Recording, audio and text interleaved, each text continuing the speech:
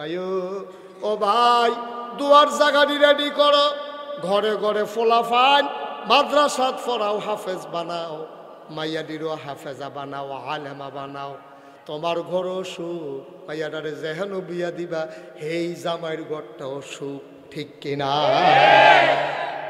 তাই হরিয়ে পর্দা করে না, তাই না? মাদ্রাসাত পড়ুন না, গিয়ে বুঝাইয়া শোনাইয়া মা হো শাশুড়ির লেগে পর্দা ব্যবস্থা করে লাইছে।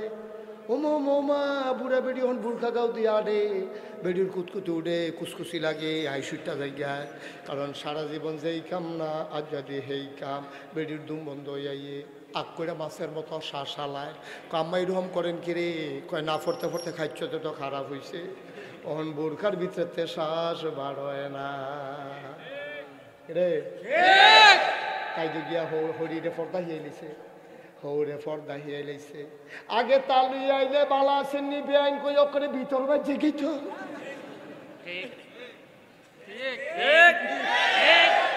বালা আছেন নি বেআইন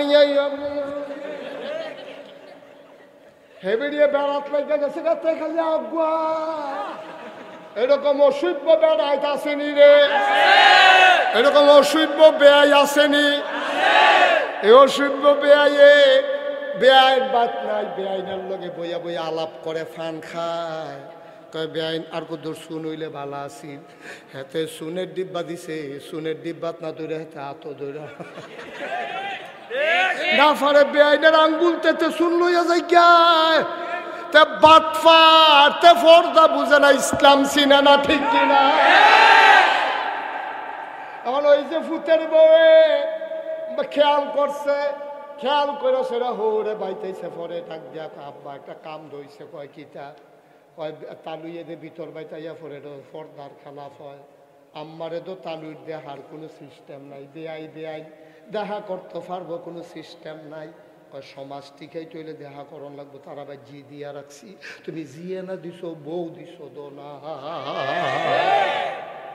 জিয়ে না দিছো তোমার বউ কি দিয়ে লাইছো অসভ্য সমাজ দ্বারা শেষ করে, ঠিক কিনা? কাও মাইয়াটারে যখন পর্দাও লইব, তোমার ঘরও পর্দা হইব। তোমার শ্বশুর বাড়িতে মাইয়াটা যখন যাইব, তখন জামাইরে পর্দা হিয়াইব, দেওরে পর্দা শিহাইব, শ্বশুরে পর্দা শিহাইব।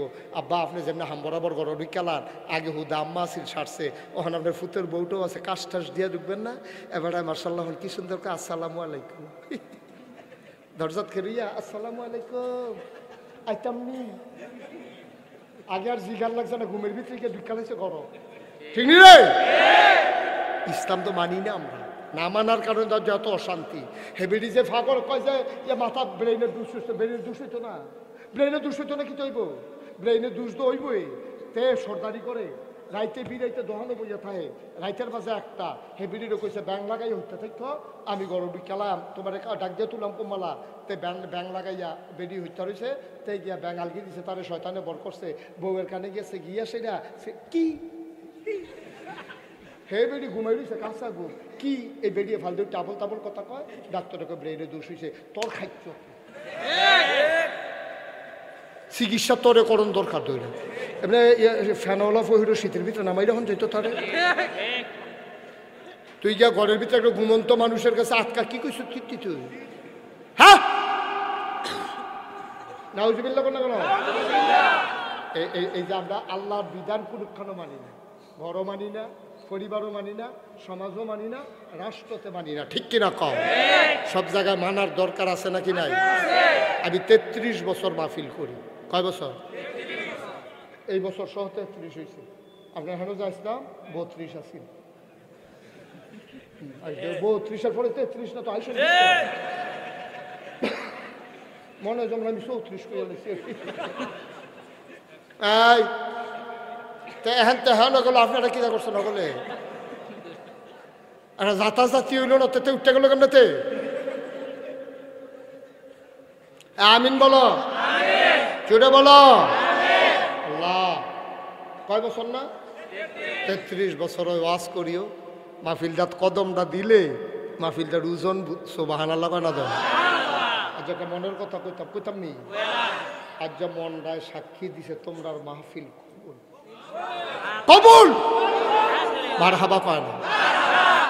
একটা লুকু উঠতাম না আমরা সকলে মিললে তবা করা দরকার আছে নিও গোনা লইয়া মরবা কেমনি তুমি তবাটা কইরা মরো নবী কয় মায়ের গর্ভের শিশুর মতো নিষ্পাপ হয়ে তুমি মরবা তোমার কোনো গুনাহ নাই ওয়ালা তাহিনু ওয়ালা তাহজানু ওয়া আনতুমুল আ'লাউনা ইন কুনতুম মুমিনিন তোমরাই হবা সফল কাম যদি তোমরা মুমিন হইতে পারো নো চিন্তা নো টেনশন কোনো চিন্তা নাই টেনশন নাই তোমরা সফল কাম হবা যদি ঈমান নিয়ে তোমরা মরতে পারো ঠিক কিনা কও